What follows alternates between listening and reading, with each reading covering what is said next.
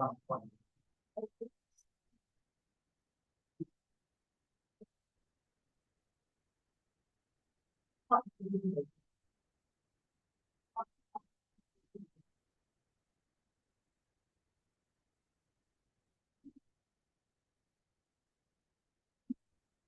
see it, Brother Albert?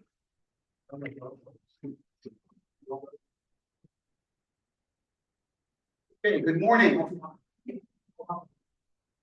We're starting on the third class, class number 3, going through Brother Keogh's class notes. Fortunately, the previous 2 classes are online, thanks to Brother Alfred, and so you can watch them online. Now, small change. You may notice that I've added a blue line and some blue shading compared to last class. My wife was looking over my shoulder and she said, "Your slides look really boring. Add some color." And so what I always take her advice. And so above the blue line is the notes from Brother Keogh's class notes here. And below the blue line is my comments. All right. Now, this was the last slide that we looked at in the previous class.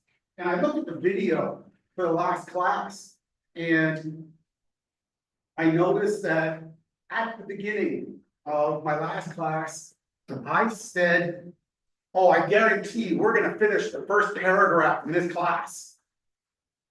We didn't. All right, we're still in the first paragraph. Now, I'm going to use that as a jumping off point. Did I lie? All right. Did I lie? Let's look at the 4 conditions for lying according to the Abhidhamma commentary. First, there must be something that is untrue. And when I said, I guarantee we're going to finish the first paragraph, yes, that is untrue. So I have an untrue statement. The second thing is knowledge that it is untrue. Now, at the time I said it, I didn't know. Even though I sounded very confident, I said, I guarantee you, I didn't really know. So, second, no. The third was intent to deceive. Was I trying to deceive you? No. So the third, no. Fourth was effort to deceive. There was no effort to deceive. So the fourth one, no.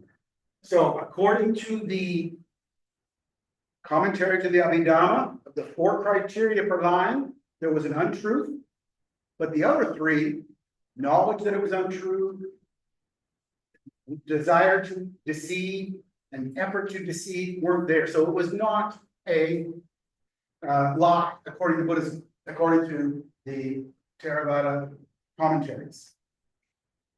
Now, let me give you a slightly different example. I often go down to Australia. And if you've been to Australia, you know that they are very serious about bringing in fruits and vegetables and meat products, right? They want you to declare everything. And whenever we go down, we always bring a lot of meat and other things, food that we like. Now, what we do is we put it in a separate box, and I prepare a list of everything that's in there, right? It's all typed out. And when I go, I enter the country and I say, yes, I have items. And then I show this list, and almost always they look at it and they said, okay, that's fine, go ahead. What they're specifically looking for is meat, fruits, and vegetables. Actually, one time they pulled me aside and said, the box that you are bringing was originally used to store fruit. The box itself, because it had fruit oranges or something on the side of it. You can't bring that box in. We will give you another box. And you can move your contents into that other box. So they're very serious about this stuff. Now, if, for example, I had checked, no, I have nothing to declare, but I knew that there was stuff. Yes, it meets all 4 criteria because there was an untruth. There was knowledge that it was untrue. There was intention to deceive. And then there was an effort to deceive. By being silent, I was making an effort to deceive. Okay, so how do we judge the weightiness of the karma? Again, according to the commentary, it depends on the financial impact of the deception. So even if I had said, even if the first time last week or 2 weeks ago, I had said, oh yeah, we're going to guarantee you can finish, there's no money resting on that, right? So the karmic weight of that line would be very, very low. However, going into Australia and not declaring, there is financial impact. So the karmic weight is very high, much higher. Actually, even more karmic weight, the most serious karmic weight is if the lie, the intention is to cause a split in the sangha. That's the most serious kind of karmic weight. Right? So, all right, so enough on, and any questions on lying? I just wanted to talk a bit about lying because I kind of lied. Now, the Buddha himself said to Rahula, his son, do not lie, even as a joke, even in jest. Okay, so even white lies or joking, don't lie, because it can be things can be taken out of context, right? I mean, many politicians know they say something, and one sentence or a portion of the sentence is taken out of context and creates problems later. So that was the Buddha's advice to Rahula, to not even lie, not lie even in jest. Okay. Okay. So any questions on lying before I move on to the continue on last class? All right. In the last class, I was talking about the words of the Buddha. Do we really have the words of the Buddha? Do we know the words of the Buddha? And I made the point that there's actually, and I used the Satipatthana Sutta as an example because it is the most important sutta for meditators, right? So that's the big important one. And I found 5 different versions of it. There is the version in the Majjhima Nikaya. There's a version in the Digha Nikaya. So I mean, this is all within Theravada. Within the Theravada tradition, there's 2 versions there. There's also a 3rd version in the Abhidhamma. Now, the difference between the Majjhima Nikaya version and the Digha Nikaya version is in the Majjhima Nikaya version, it's got a 1 short paragraph description of the 4 Noble Truths. In the Digha Nikaya, the description goes on for 3 pages. In the Abhidhamma version of the Satipatthana Sutta, it skips 4 Noble Truths altogether, doesn't even mention them. So that's 3. Then I also mentioned that there are 2 different Mahayana versions of the Satipatthana Sutta, okay, which are different again from the Theravada versions. They also don't include the 4 Noble Truths. So how do we handle this? Well, the Satipatthana Sutta has many symptoms, or it's obvious from analyzing it, when the scholars analyze it, there was stuff added over time. Especially when it was a purely oral tradition for the first 500 years. This group of reciters would get to a certain section and say, hey, let me just add some more stuff in on the 4 Noble Truths. And it didn't change the message of the Satipatthana Sutta. All 5 of these give the same instructions. of looking internally, externally, both internally and externally. They all say, look for the conditions causing the arising, look for the conditions causing the falling away. They all say, practice bare mindfulness to the extent necessary for knowledge and nothing more. They all have those same instructions about how to practice.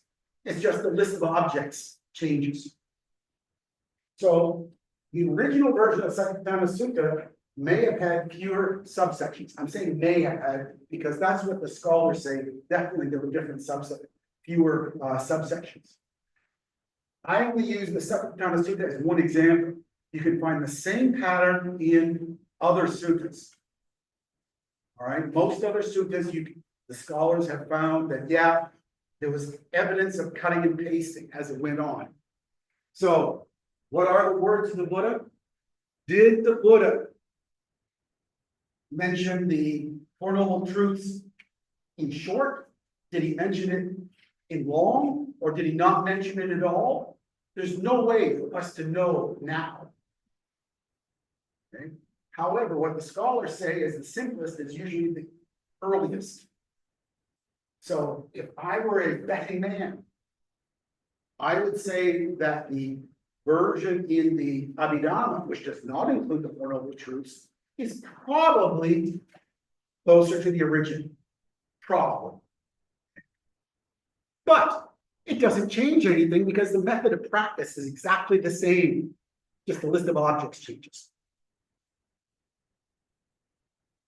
In the first 500 years, the suttas, the nikayas, and the Abhidhamma and the Vinaya were passed along orally by reciters. This group of monks said, okay, we're going to dedicate ourselves to measuring this group of suttas or to reciting this group of suttas, and we'll train our students.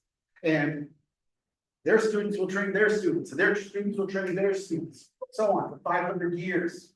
Okay? So these are the reciters. But sometimes these students went to different places, different countries, had to explain differently.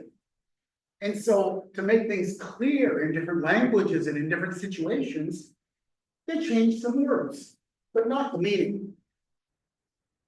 Okay, so there's evidence of this, that words were changed because, first of all, Buddhism was not the same as the Vedas. The Vedas, it had to be memorized exactly verbatim for it to have any power.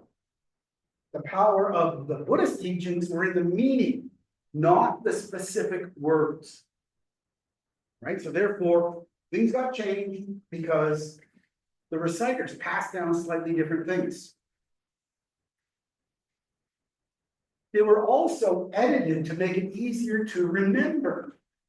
I mean, if I am an older monk and I got to pass it down to a much more junior monk, I'm going to try to make it easy for that junior monk to remember. I'm going to use standard phrasing. So, for example, we do the 5 precepts, and we always do them in the same order.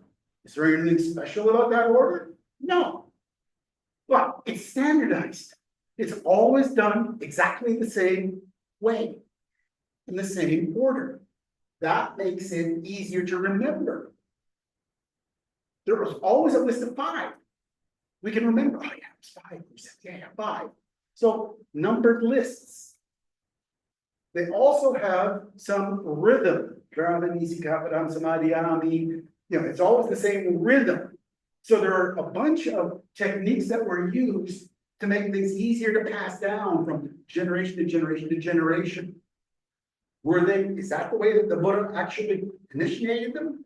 Actually, I'll tell you something, I did a bit of exploring. You don't find the 5 precepts listed as precepts for lay people in the suttas. They're not listed as precepts in the suttas. They're first mentioned in the Abhidhamma. That's where they're first mentioned. So what did the Buddha say? Yes, he talked about not killing and he talked about all those things, but he never gave the structured way that we recite them. That's the 5 precepts, the one, a very basic thing. When you start getting to other stuff, it's even more convoluted. Okay.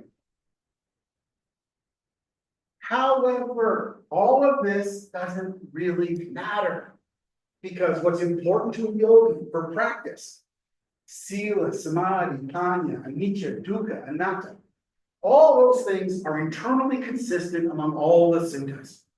So let the scholars argue about what the original version of the Satipatthana Sutta was, or what the sutta was, or what the Buddha actually said, what language he specifically used. It doesn't matter.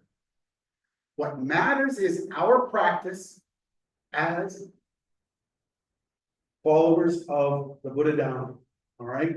And the meaning and how we practice doesn't get distorted or perverted by changes in words or adding in little subsections here and there. The message is consistent across all of the suttas. Okay. So that is my kind of summary on this Buddha Vachana. Of course, the traditional view is that we've got the original version and everyone else is wrong, and we've got the original version. No.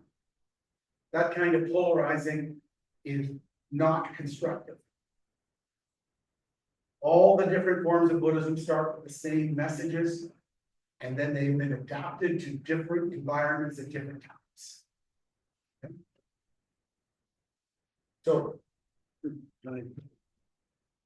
So any questions on what I just covered here?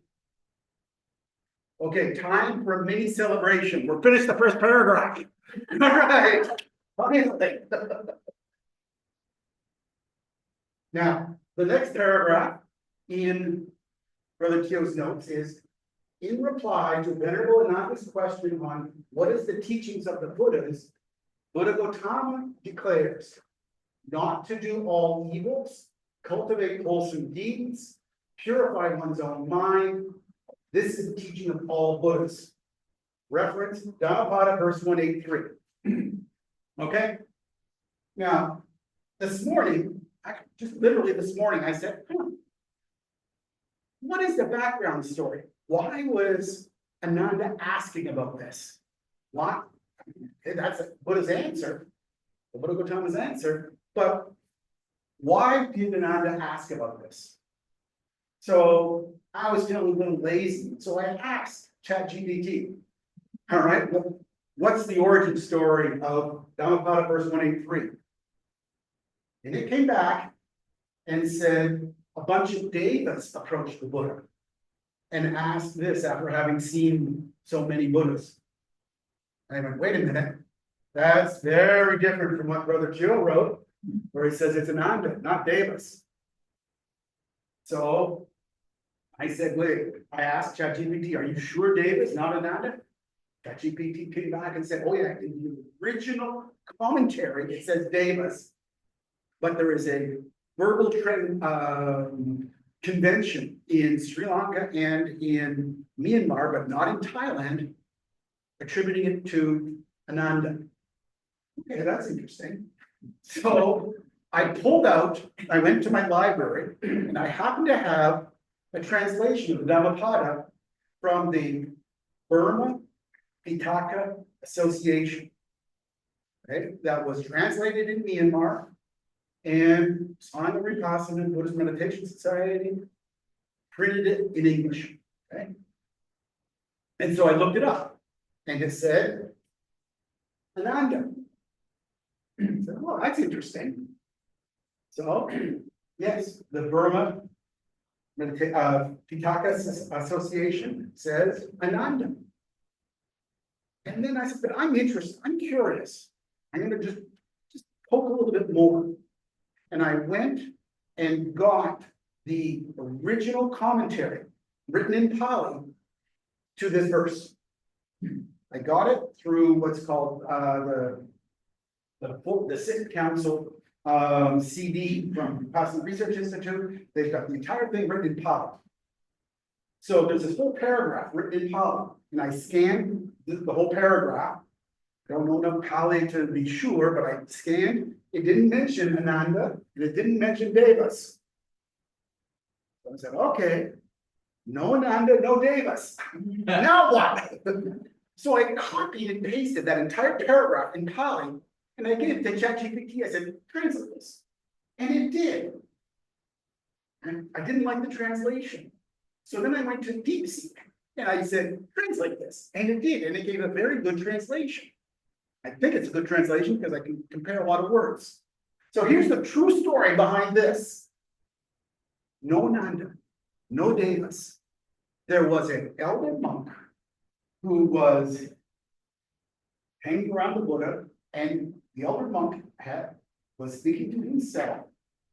The Buddha has talked about all these past Buddhas. All right, there's the Buddha in other suttas has listed all these different past Buddhas. And the Buddha has talked about how long their lifespan was, who their parents were, who their chief disciples were, but the Buddha never has asked about the Uposatha ceremony that was done underneath these previous Buddhas. So I'm going to go ask the Buddha about the Uposatha ceremony. Now, just to give you a bit of context, every full moon and new moon, the Theravada monks get together and do the Uposatha ceremony. Big part of that is reciting 21 different Vinaya rules. Another big part is doing your confessions of anything that you may have broken, any of the rules you may have broken. So it's a very, very important ceremony.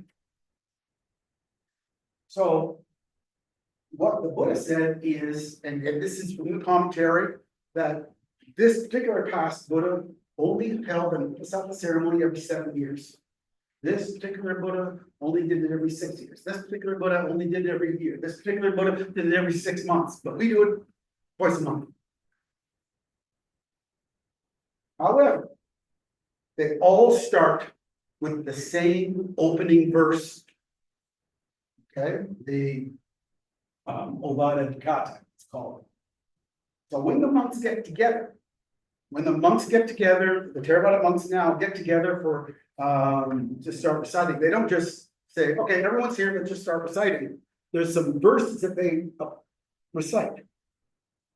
And the first part of what they recite is not to do all evils, cultivate wholesome deeds, purify one's own mind. It's from the suttas as well.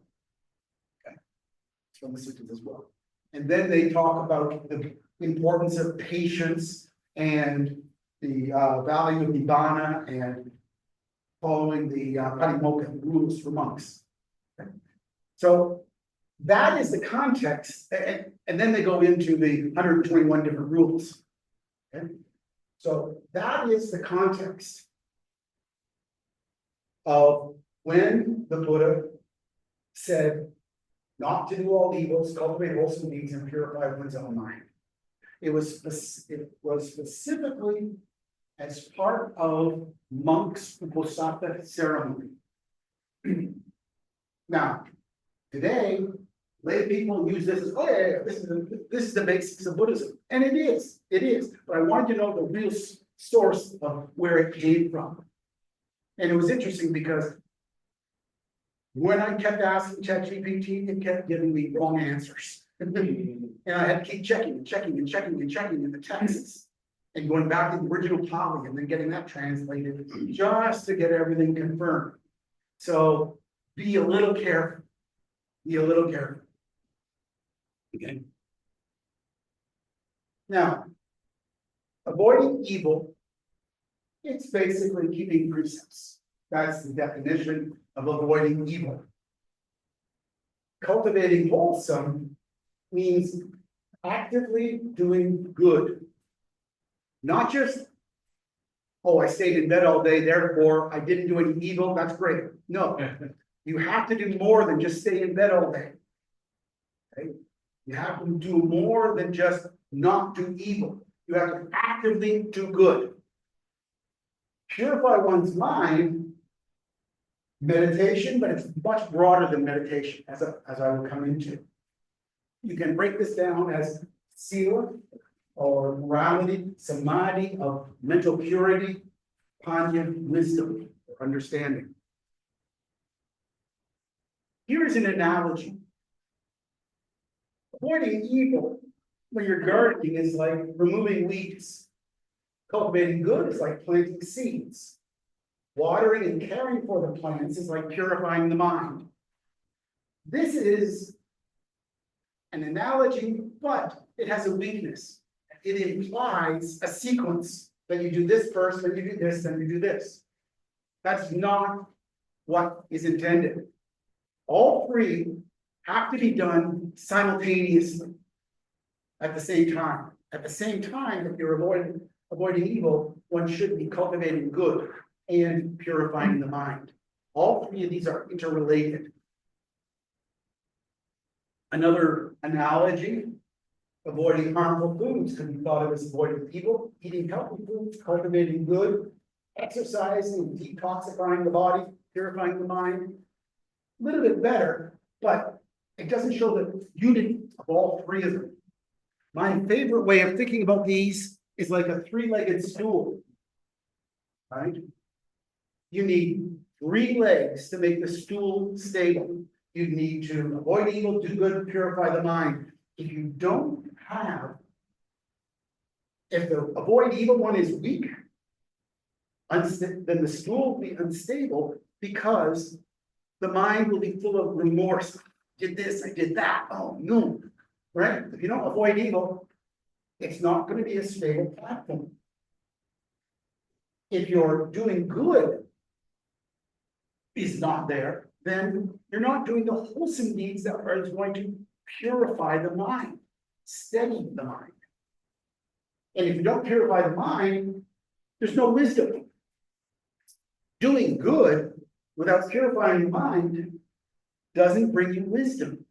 One needs all three of these unified together to provide a solid, stable platform for our daily practice. Now, doing a deep dive into not doing evil. Undertake a rule of training to avoid killing, stealing, adultery, lying, intoxication. These are the 5 precepts. Great. These are that's the simplest way for a Buddhist to define avoiding evil. Because when we recite our precepts, what we're actually saying is I'm undertaking a rule of training. I'm committing to training my mind to avoid this killing, stealing, and lying, and so on. Adultery and so on. Okay, so it's a training of the mind. Cultivating wholesome deeds is the active opposite. So practicing compassion, which is the active opposite of killing. Right? It's not enough to not kill. The active opposite of killing is practicing compassion. Generosity, practicing generosity, which is the active opposite of stealing. Faithfulness, practicing faithfulness, the active opposite of adultery. Practicing honesty, the active opposite of lying. And practicing mindfulness, the active opposite of intoxication. And so we need to practice these wholesome things, not just avoid the unwholesome things. Purify one's mind. I mentioned a couple minutes ago that it's more than just meditation. One aspect of it is samatha meditation leading to mental stability. So for example, this morning, I started out with metta meditation, and this calmed and steadied the mind. The mind became very stable, and that is the purpose, the function of samatha meditation, of which metta is one example. Then, after my metta meditation, observing the rising and falling sensations, vipassana meditation. Now, no insight knowledges this morning.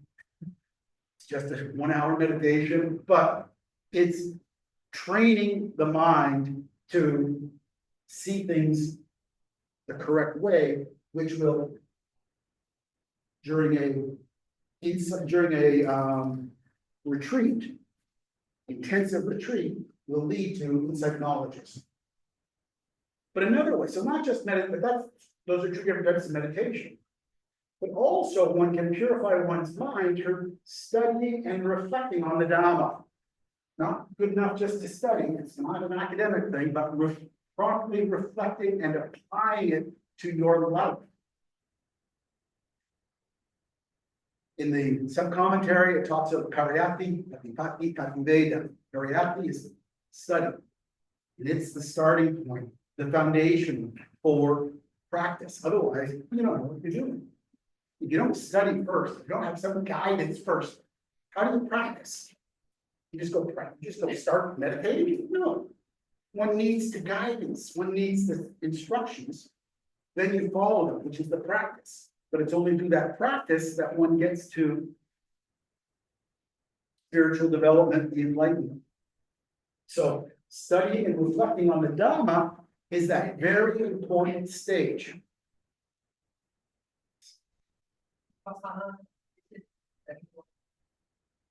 Uh-oh. Meditate, sorry. Meditation. Sorry about that, yes. Mediation. Spell check. Yeah, spell check. No, it should be meditation, sorry. So studying and reflecting on the Dhamma, think of it as a platform, starting point. The reflecting gives you guidance, gives you guide rails for your practice. Habit of wise attention. Wise attention, the Pali term is yoniso manasikara. Now, attention is that function of the mind which directs the focus. So focus is one thing, but directing the focus is what the role of the attention does. Wise attention is directing the focus of the mind to wholesome states of mind. Actually, in the Abhidhamma, they give when they analyze all of the different chitasikas, all the different mental factors, the key wholesome mental factors, non-attachment, alobha, non-harm, adosa, and wisdom, understanding without thinking or analysis, kanya. The root cause, the proximate cause, what leads to those good things is wise attention, directing the effort to direct the focus of the mind to wholesome activities or wholesome thoughts, wholesome speech. So wise attention, the habit of wise attention, I like to think of it as like thinking like an arahat. What would an arahat do in this situation? How would they approach this? How would they think about this? Especially when I feel emotions starting to come up, anger or disappointment. How would a Buddha or one of the arahats handle this situation? How would they view it? How would they handle it? So seeing things through the lens of the Dhamma is wise attention. Looking at things through non-attachment, non-aversion, understanding without thinking or analysis, just knowing that it's the right thing. How that kind of perspective, that's the kind of practice we're talking about. Another aspect of practice is association with the wise, kalyana mitta. Now, mitta is friend, kalyana is a noble friend, a wise friend. It is defined as a person who is an example to you, who gives you guidance in spiritual matters. I consider my wife to be my Kalyanamita. And I also believe she considers me to be her Kalyanamita. So it's not always a teacher-pupil thing. One can inspire each other. One can guide each other. Sometimes when she's getting emotional, I remind her of the Dhamma. And sometimes when I'm getting emotional, she reminds me of the Dhamma. She encourages me to do dana. She encourages me to go on retreats. I encourage her to do dana, encourage her to go on retreats. So we are Kalyanamita, we are noble friends. At one point, the Ananda, and this really was Ananda, I checked it in this was, Ananda went to the Buddha and said, I consider noble friendship, Kalyanamita, to be half of the holy life. Said that to the Buddha. The Buddha said, no, you are wrong. Very sharp. The Buddha said, noble friendship, Kalyanamita, is the whole of the noble life. The Buddha said, it's because you have me as your Kalyanamita that there is the holy life. I am the example you can follow. I am the one that gives you guidance. So therefore, the holy life is wholly dependent upon having Buddha as our Kalyanamita. Now, I talked about my wife being my Kalyanamita, but I also consider the Buddha to be my Kalyanamita, of course, level.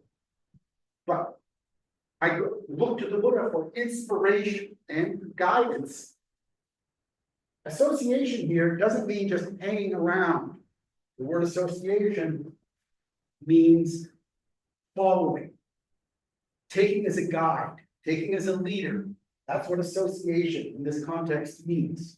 So I take the Buddha as a guide on my practice and as an inspiration. That makes the Buddha my Kalyanamita. Okay.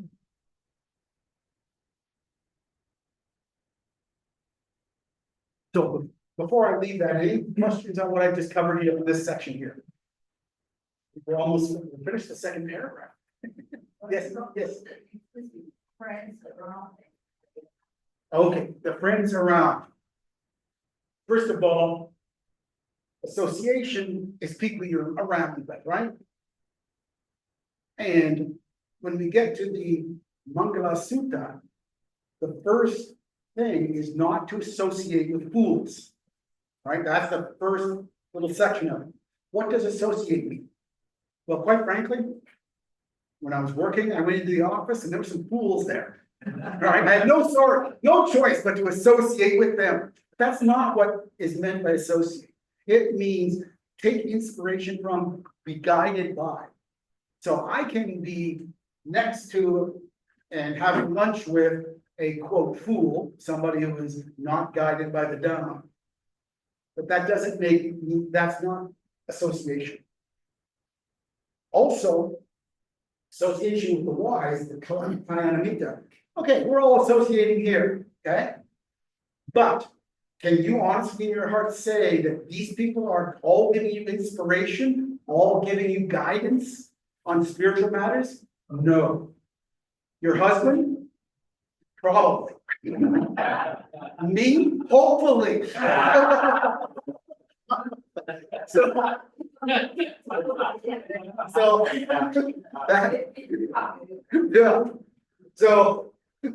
that's the difference between who you associate with and true association with Kalyanamita.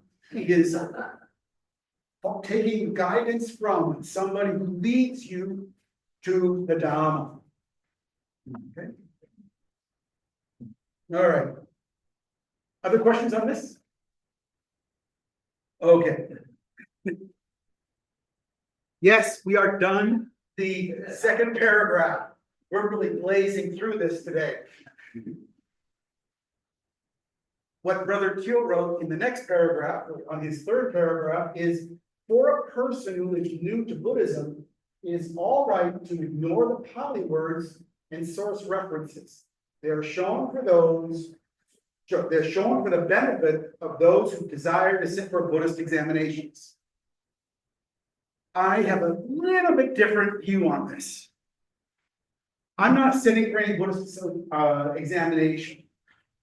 But I find the Pali words and source references are also useful who want to study and reflect on the teachings.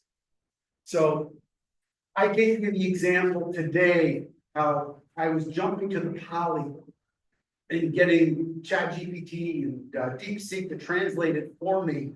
And I was diving into the reasons behind this Dhammapada verse, okay? So that is to study and reflect on the teachings. That was my purpose, right? And so I looked at the suttas, in this case, the Dhammapada, I looked at the Pali, and the nice thing now is, as I mentioned, you can get sorted. It's available to us, the Pali, all written out in Roman text, and you can get translations, not as good as the translations that Brother Alfred would give you, but still something to get the general idea that's available to us because of technology. Yes. Yeah, Like to end with John. Oh, you want to take puja? Okay, please do. Please do. Okay. So, in my opinion, it's more than just for sitting Buddhist examinations. It's much more than that. Has much diving into the suttas, reading the suttas, and even more so diving into the Pali. I mean, just to give you another example. We talked about Kalyanamitta, right? There is another very famous passage in the suttas, which happens again and again and again, where it says the Dhamma is beautiful at the beginning, beautiful in the middle, and beautiful at the end. Okay? What word did they use for beautiful in Pali? Kalyana. When I noticed that, I went, yeah, that's interesting. The link between describing the Dhamma as beautiful in the beginning, the beautiful in the middle, beautiful in the end, using Kalyana, and the way in which Kalyana is also used as Kalyanamitta, they're linked together. And so a little bit of Pali, you start to notice these kinds of connections, and it starts connecting some dots, at least it has for me. And it really doesn't require focusing on exams, the Buddhist examinations. So even if you are new to this material, to the suttas and to the Pali, I really do encourage you to do a little bit of digging to better understand and cross-reference. If not the Pali, at least the suttas. The questions? Okay.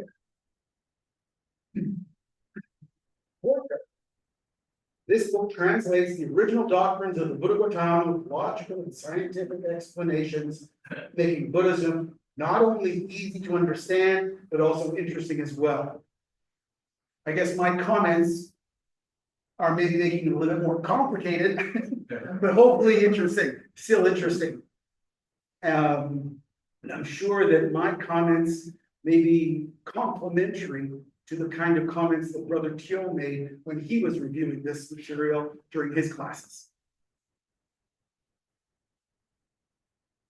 Okay.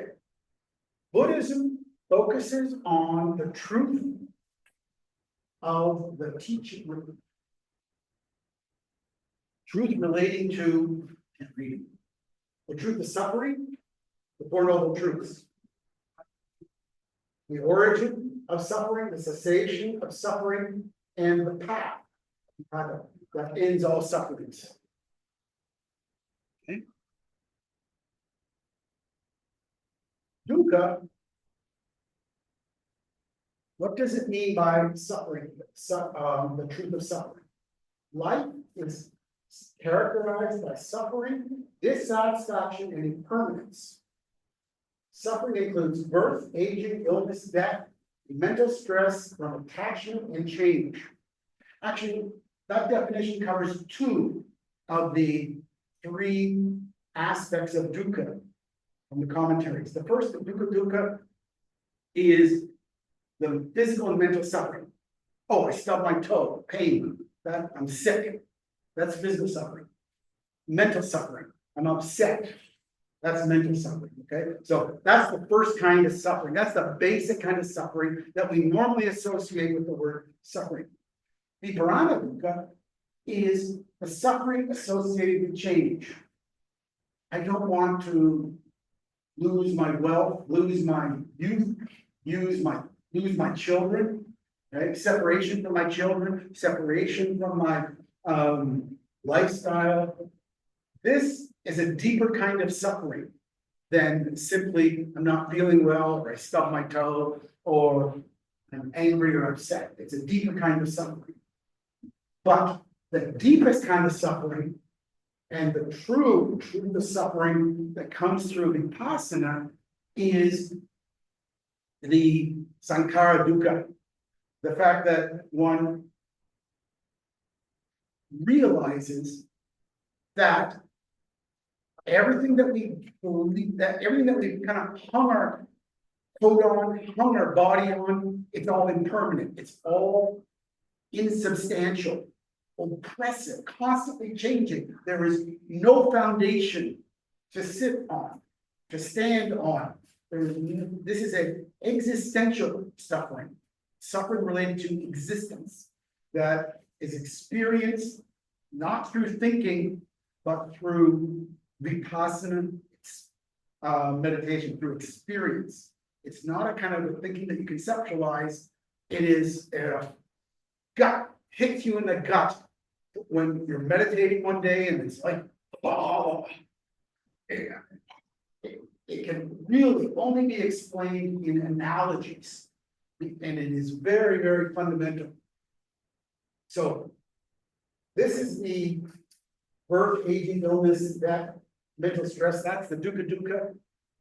Attachment and change is the viparana dukkha. But the real suffering, the sankhara suffering, the suffering related to the nature of everything that exists. There's nothing permanent. Everything that we have built our whole worldview around is just an illusion. That's the kind of suffering we're talking about here. I guess as an analogy, it's like in the Matrix when Neo gets unplugged from the Matrix, unplugged and realizes everything I thought was real is an illusion, right? This is the kind of thing we're talking about. The experience of looking around and realizing everything is unreal. Huh? Three types of dukkha, yes. First one, called dukkha, which is physical or mental suffering, like pain, physical pain, or being upset. That's the first one. Viparana dukkha, that is suffering from not accepting change, being attached. So I don't want to lose my youth. I'm getting old, right? My kids are leading their own lives, right? I'm getting sick. All these kinds of change. My life is changing, and I don't want it to change. That is the viparana dukkha. That's a more deep kind of suffering than I hurt my toe or I'm angry right now. But the deepest kind, the sankhara dukkha, that is the experience through vipassana meditation that everything is impermanent. There's nothing, there's no substance, there's no control. And you're sitting there like being hit like a machine gun constantly with things changing, and there's nothing you can do but watch it. You can't change anything. You're powerless. That feeling of powerlessness, that is the dukkha. So those are the three kinds of suffering. And that is the first noble truth.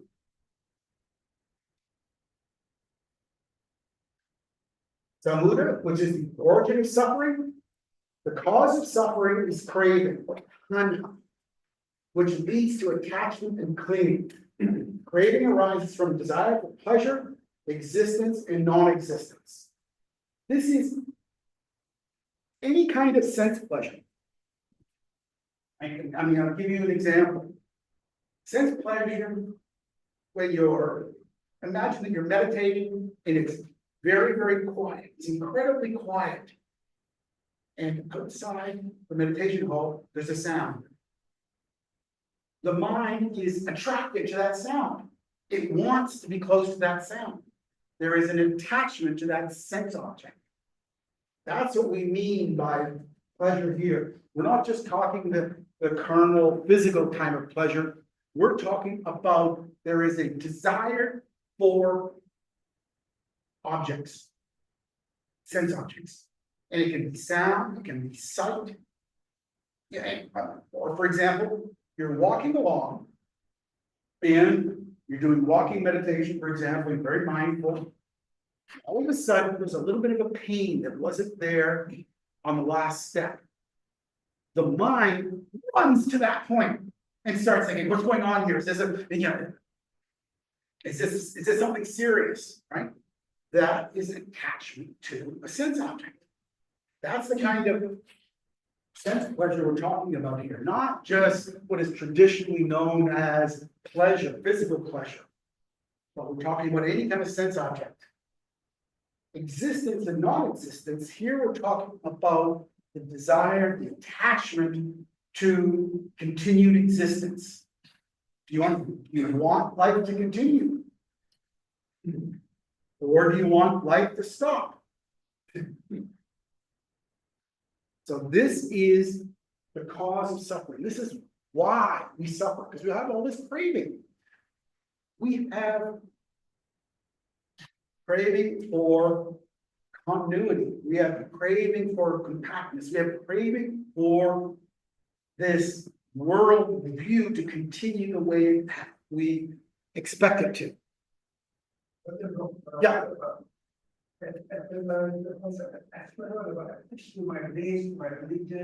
Yes. Yes, that is still attachment.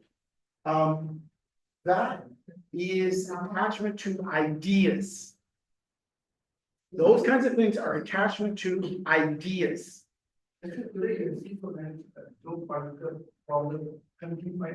Yeah. Well, okay, I want to clarify here. What the Buddha said is lay people get attached to physical things. They want more money. They want the oil, right? They want territory. That is the true cause of those wars. It's not, in my opinion, about communism or social or religion. It's they want more money, more territory. So the Buddha said that lay people get attached to physical things. Ascetics get attached to concepts. They get attached to ideas. So even ascetics, and I'm not going to use the word monks, I mean, just generally ascetics, people who are so deny attachment to physical, still get so attached to the mental and the belief that their own ideas and beliefs. Buddha said that the Dhamma, the belief system of the Dhamma, is for carrying you across the stream. You don't carry it on your back afterwards. It's just a way to get across the stream. Across the stream means to enlightenment. The way I interpret that is the Dhamma tells me how to meditate.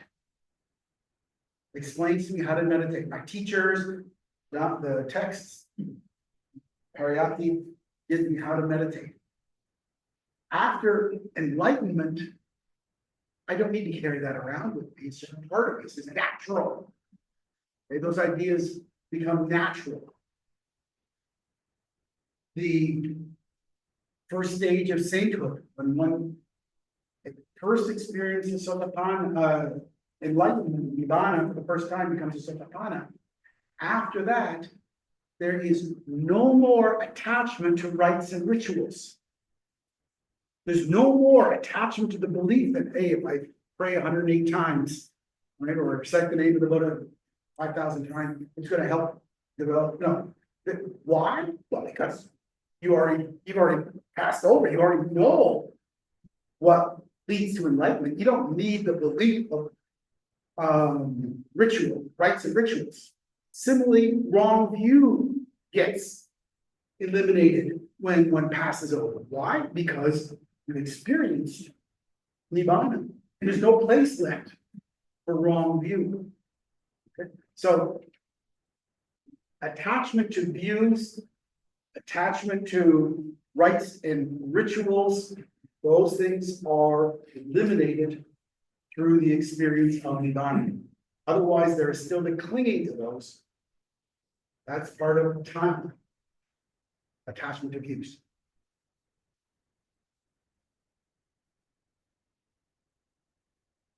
Nirodha, which is the sensation, nibbana.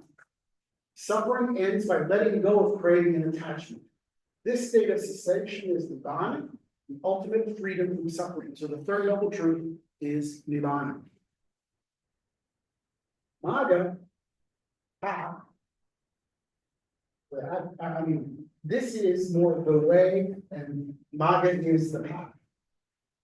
The way to end suffering via the Noble Eightfold Path, which consists of ethical conduct, concentration, and wisdom, right? The Eightfold Path. So that's how the Four Noble Truths, a little explanation of them. As an example, as an analogy, dukkha is like you realize you're lost in a forest. You're hungry, tired, uncertain.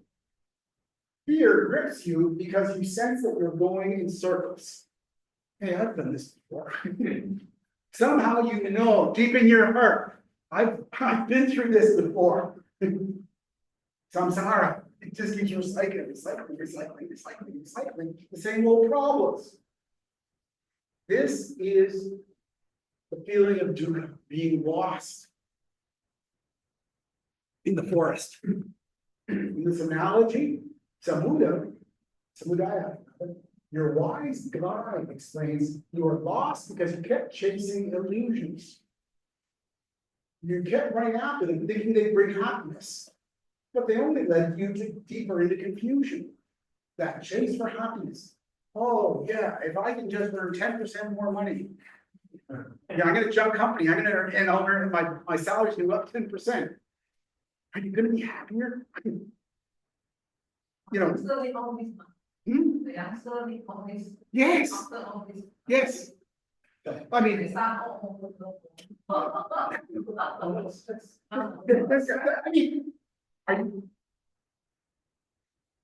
I was talking, our CEO just got a huge, when I was working, our CEO just got a multi-million-dollar paycheck, right? It was in the news. And somebody commented to me, oh yeah, our CEO just got all this money. And I said, you think he's any happier today than yesterday? Is he any happier? Is his life any more fulfilled? Now, so happened, I knew this guy since he was like a young kid, right? I knew the CEO, so I knew that he'd been through a divorce and that his wife had all the problems with his wife and his stepson is one of the problems. So I knew his life was a lot of problems. Adding a few more $1 million to his bank account wasn't going to solve any of those problems. Fun is chasing. Yeah, it's the chase, yes. That is what they told us. Yep. Ah. So, after the guy tells you the reason that you're lost is because you're chasing illusions, your guide then says, you know what, there's a way out of this forest. If you stop running after illusions and let go of the need to chase, you'll see the path clearly. You know, the Noble Eightfold Path, it's not complicated, but it's not easy.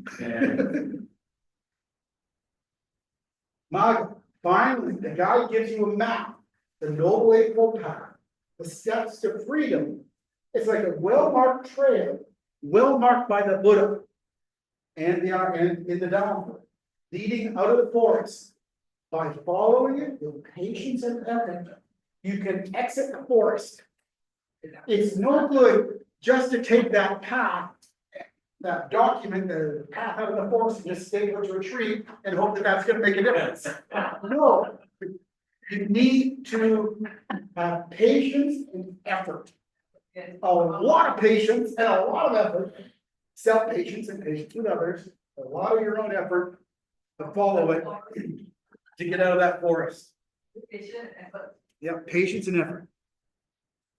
Now, here's another analogy, medical one. You go to the doctor, you tell them about your symptoms. Persistent pain, fatigue, discomfort. Yeah, the doctor listens and says, yep, you're unwell. Yep, you're sick. Yep, there's suffering going on. Yep. Then the doctor doesn't stop the symptoms, considers the root cause. The root cause saying, hey, your condition arises due to specific causes. And unless these causes are addressed, your illness will persist. You know, I found on a personal side, my wife and I have found this fantastic chiropractor. My wife has got some knee problems, right, and arthritis.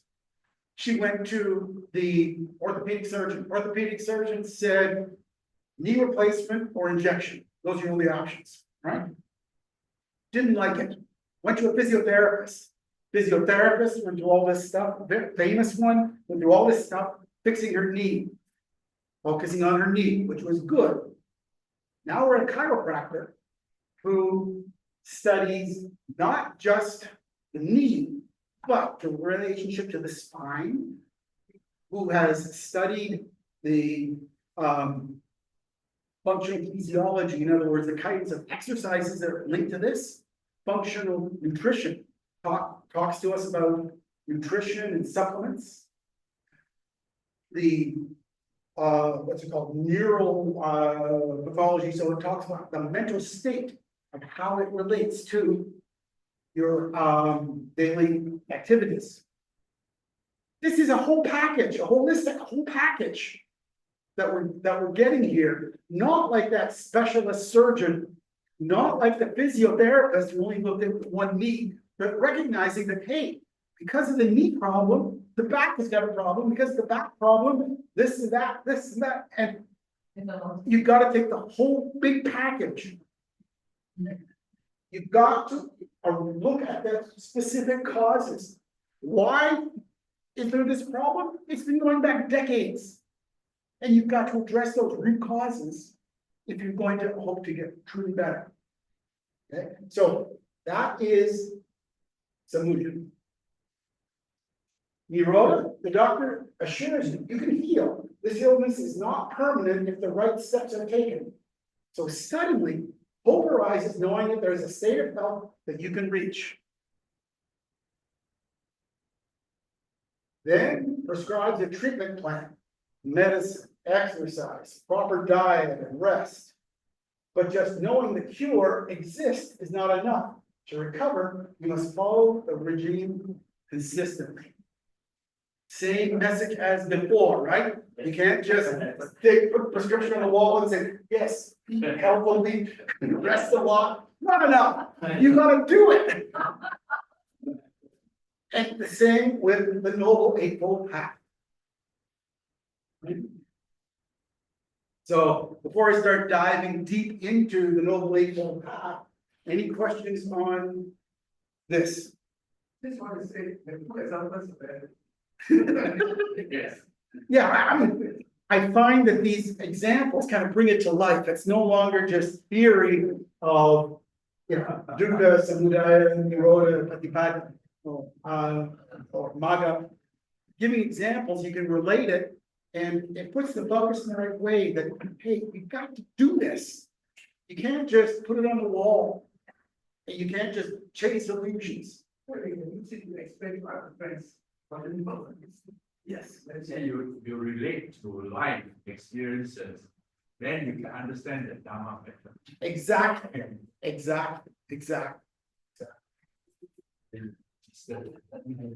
Yeah, it will register more because you're gonna remember these stories far longer than you'll remember dukkha, samudaya, nirodha, the Pali. So that's why I inserted that. Yes, we're gonna take a while to get through this book. May take a couple of years or more, but that's okay. We're having good discussions. Make it more interesting and better. If you hold it like. Applied Buddhism, that's an excellent term, like applied Buddhism. And I am so glad that this is being recorded so that it can be shared on YouTube. I really appreciate it. Okay, I think that's enough for today. Next class, I'll be back and continue on with this. If somebody can read the reflections.